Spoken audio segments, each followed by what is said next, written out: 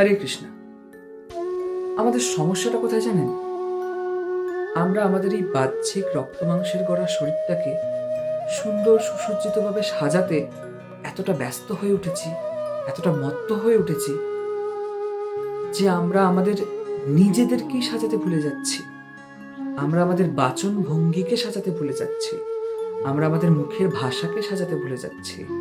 আমরা আমাদের point of view, আমাদের পার্সপেক্টিভ, আমাদের দৃষ্টিভঙ্গিকে সাজাতে ভুলে যাচ্ছি। বলা ভালো, আমরা আমাদের চরিত্রকে সাজাতে ভুলে যাচ্ছি।